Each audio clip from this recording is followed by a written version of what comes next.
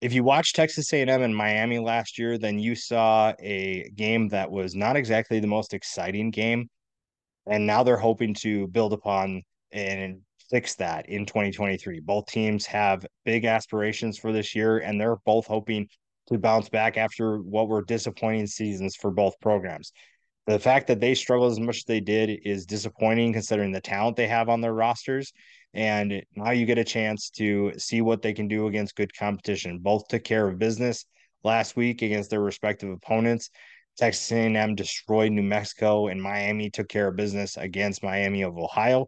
And now they face each other in what should be a very fun game, a game full of talent, and a game that will start with these defenses. I think that the defensive lines are two of the best units, most talented units in college football. And I think that Texas A&M has the more talented group, but I would say that maybe this Miami front group has more experience. So what do they do against these offenses? Because both offenses appear to be more explosive than they were last year. Texas A&M, I think, take a step forward with Bobby Petrino calling plays, and then Shannon Dawson calling plays for Miami appeared to create more explosive plays than what Josh Gaddis did last year. So that's something to keep an eye on.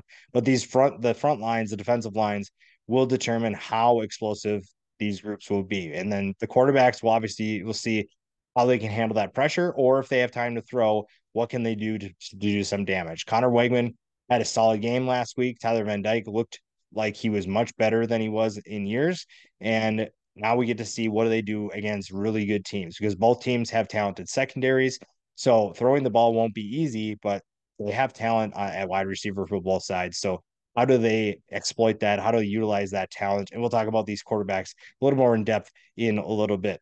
The biggest question is who can limit the big plays because we know both teams are going to get opportunities for big plays. There will be a breakdown in coverage. There will be a mental lapse by one of the defenses, and who can limit those explosive plays. And then going back to the defensive lines, who can get after the quarterback, who can be disruptive in the backfield more. Because if the team that is creating more big plays and disrupting things will have the advantage. And I think this is going to be a close game. I think that this will be back and forth. And it would be fun if this is a high scoring back and forth because it would just basically be the opposite of what we saw last year. But limiting those big plays defensively will be the biggest thing against these potentially explosive offenses. And then you look at what style wins. What team is already up to speed with their new style? Bobby Petrino plays a very different style than what Jimbo Fisher ran, and Shannon Dawson obviously runs similar to what Josh Gaddis did, but then also you're looking at a group that appears to be much more confident, much more explosive. So which team plays best to their style? They play a similar style, but which team will be able to play that better? I think the passing attack for Texas A&M has plenty of explosive weapons. We saw that last week, specifically with Evan Stewart. I think he had a monster game, and he's just one of many players that can do that. Kobe Young had a good game for Miami, but again, one player of many that could potentially have a big game and could make a big impact on this team. And like I said, it all starts with the quarterback. Connor Wingman, someone who I thought in the right system would be very fun to watch. And Jimbo Fisher's system was not that system. If they didn't hire Bobby Petrino and Jimbo was going to call the plays, I would not be buying into Connor Wegman's stock. The fact that they brought in Bobby Petrino, and if you look at his work in the past few years at Missouri State last year, you look at what he did with Lamar Jackson. Connor Wegman's not either of those quarterbacks that Petrino had at those two schools, but he is a very talented passer, someone who can make a big impact. And we saw some of that big playability last week. So he gets a chance to showcase his skill set, show everyone that and he's part of that class that was the number one class in the country. And now he gets an opportunity after having good experience last year. Now he gets a chance in a big game to show that he's one of the best in college football. And on the other side, you're going against a guy who used to be a potential top 10 pick. Tyler Van Dyke has the talent to make big throws. And we saw that when he was a potential top 10 pick. We just haven't seen that since, whether that's injuries, inconsistent play. He just hasn't been the same. And now he gets a chance to be a better player with Shannon Dawson. We saw what Dawson did with Clayton Tune.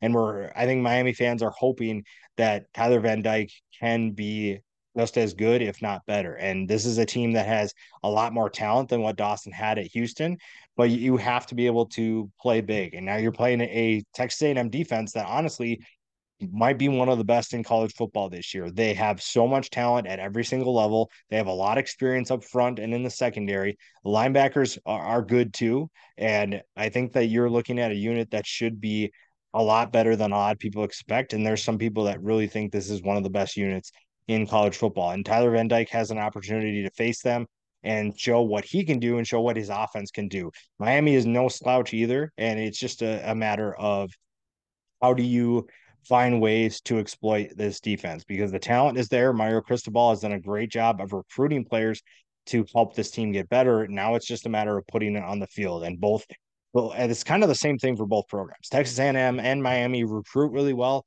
It just hasn't translated to the field yet in terms of what Jimbo Fisher and Mario Cristobal can do. So we'll see which one of them prevails this week. And it, honestly, you can go down each roster and look at Texas A&M's offense loaded, Texas A&M's defense loaded in terms of talent. Same thing with Miami. Miami has plenty of talent to be able to put together a good team, a team that makes a bowl game, a team that can make a run in the ACC. Same thing with Texas A&M in the SEC. It's just a matter of which one of these teams makes less mistakes. And it feels like Texas A&M has the explosive ability. It's hard to tell if you're beating a team like New Mexico, who wasn't very good and probably won't be this year. Same thing with Miami beating Miami of Ohio.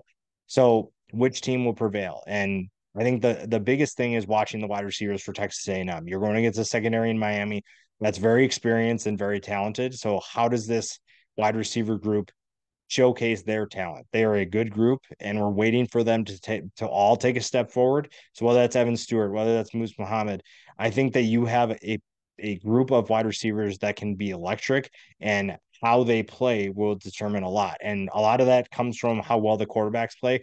If they're given time to throw, these offensive lines face a lot of pressure facing the defensive lines of both their teams. And I think that you're looking at quarterback position that plays a big role, even if it's just distributing the ball. They don't necessarily have to make big plays a ton, but they will have to make a play or two here or there. And whether that's with their legs or with their arm, they will have to make a play. And that'll be an interesting angle for this game. That'll be an interesting storyline to keep an eye on is the quarterbacks and these offenses. I think everyone's expecting both of these teams to play better offensively, but you're facing two teams that play really good defense. And I think will give, I don't think it's going to be the high scoring game that everyone wants it to be, but it'll still be higher than it was last year. So that'll be fun to watch. I think both teams going back and forth would make for exciting football. And right now, I'm going to give Texas A&M the edge. I think that they just have a little bit more talent, and I think that they're a little bit more terrifying on the defensive line, and that's going to make a big impact, giving Tyler Van Dyke less time to throw. But if I'm wrong, then it's because Miami is better than expected, but it'll still be a battle between both teams, and the result will tell us which program is on track and which program still has a little ways to go.